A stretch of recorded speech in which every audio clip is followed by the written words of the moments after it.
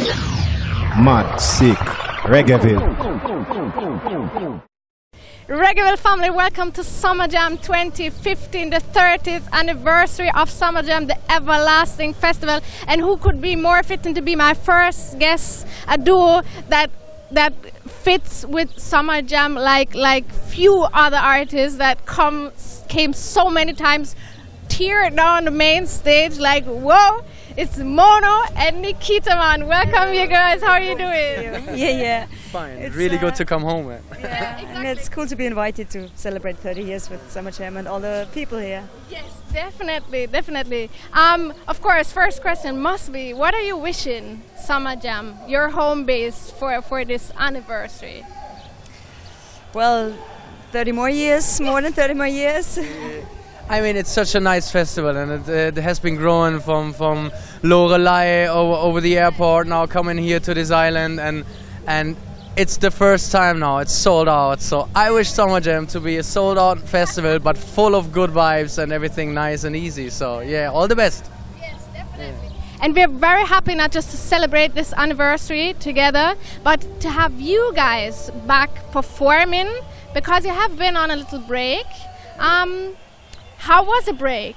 Do you feel relaxed now? And what have you been up to in the meantime? Well, the break was really important. I think at a certain point you realize as an artist you're caught in a machinery. You know, you're caught in people expecting things from you, and then it's really important to say, okay, we're releasing ourselves from all the important things, and we're just doing nothing, and we were free to do not music anymore, anything else. And we felt a bit like being defined, like this is Mono Nikitaman, and now like, okay, going on in this, okay, make another album, going on tour, making another album, and for 10 years, and after 10 years we just needed a break and just said, okay, wow, what we doing? Let's think about what we're interested in, what to sing about. You know, you just can't go on and sing about like, oh, okay, we are on tour again, and now I see the streets running. You know, and no. So we just took this break. Also, as artists, we started to produce. We collected a new band. We founded our new own label. So we have a label now. It's M&N Records. We have a new band, and so we make a whole new start by now. Yeah. So you mentioned it already, band, label, these things, but of course making such a break and then like freeing your mind also, or giving your mind and yourself space to explore other things. Was that also source of inspiration in a whole different perspective than it was always before, where you kind of had to sit down, you had to make music, you had to write songs? Well, it somehow felt like the first album again, because we didn't have any... There was nobody who said, okay, you should do an album in 2 years, it has to be finished. We didn't have any what's the word for it? Zeitdruck. Yeah, there was no Zeitdruck, no pressure. Yeah, there was no pressure. That was really good. And I think for artists, the only thing you can work with, I mean, no pressure, do your own time, and it felt really inspiring. And we were inspired, yeah. I gave myself time to, like, okay, now you can do whatever you want. Open a cafe, write a book. So I sat down, started to write some pages. Did anything, you know, but like nothing was really touching me. And then I started to do music, to produce music. And it was like, but it just came out of me. And this was not because anybody was expecting something, like we said before. There were no release dates. It's just like, okay, I had my break.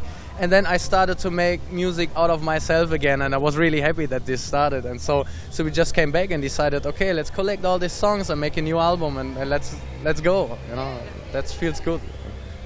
Speaking of these productions that you did these for yourselves, for your own music, or you started also producing other artists, or tell me about that. No, for our album. So before, we started with the last 2 albums already to do some songs, but we always worked with a lot of producers from Jamaica, from Switzerland, Germany, Austria. But by now, the new album is produced by us. So it's Mono and Nikitaman produced. There's one or 2 songs. Yeah, 2 songs from Junior Blender, and there's one song. A few songs. We had help. We had help from our keyboarder, and we had help from we let them play the lines. Yeah, we couldn't play, so still produced by us, you know. So that's, I think it's like you do it. Yeah. No, but it felt good that you don't like. Okay, there's some music. You pick a song.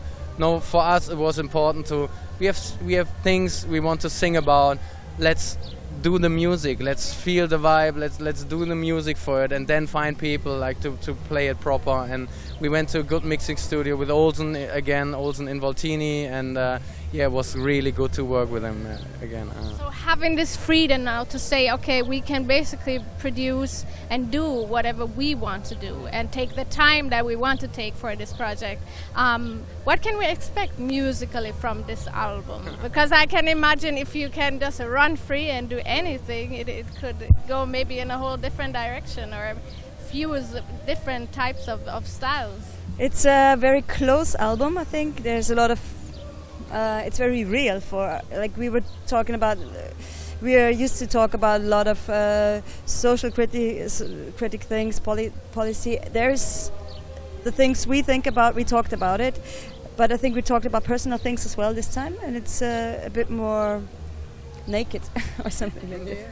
It's hard to say. I mean, in the beginning we thought, okay, this is a whole different sound of M&N. Hopefully people will like it.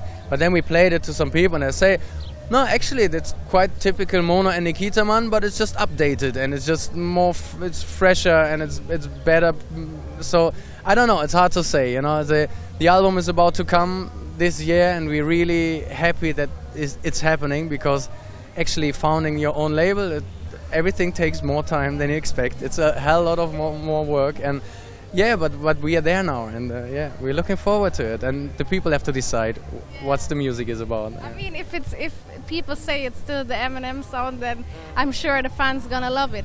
But having your own label, do you feel like it gives you more freedom to say, okay, I can do whatever I want to, and there is no pressure on me, or does it maybe even put on more pressure because it's all your responsibility now? You have to deal with all the contracts, all the financing, or taking care of all the paperwork all of a sudden when you were artists. Okay. We have people helping us out with this, and we have people, there's a lot of things are outsourced. I mean, there's not everything we're doing ourselves, but I think it's I can really recommend it to all the bands, because who should believe in yourself when it's not you? I think it's you can put more power in it when you support your own things. And I mean, we definitely have to say we are come in and we worked together all the years with Root On Records, which is such a nice label, and we did great work together, and we are not coming from like out of chains from a major label contract and we suffered. No way. So it was just, we had a nice history till now,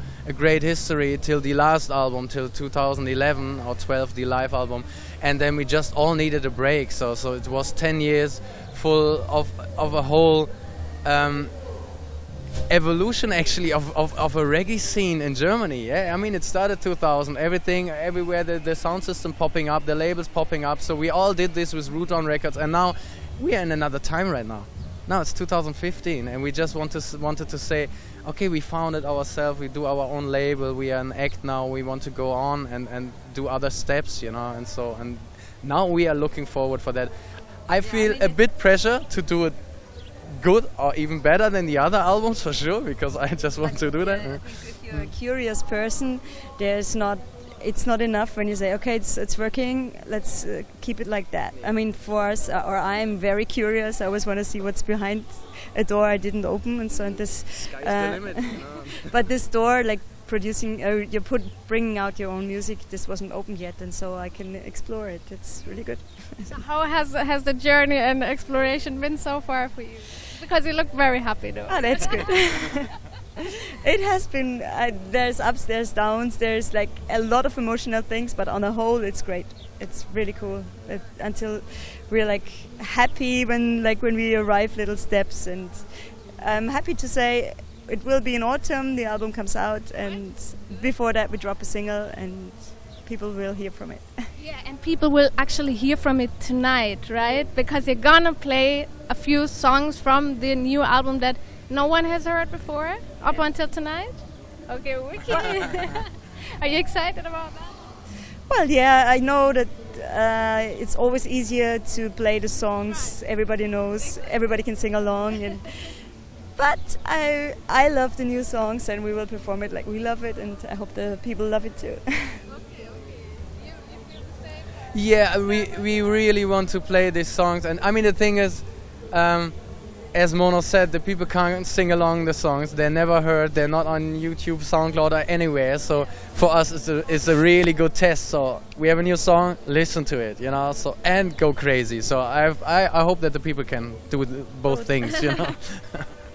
I'm very much looking forward to seeing you guys perform tonight, right there on the red big stage. I'm sure you're gonna mash up the place. You're gonna have a wonderful time. So will I.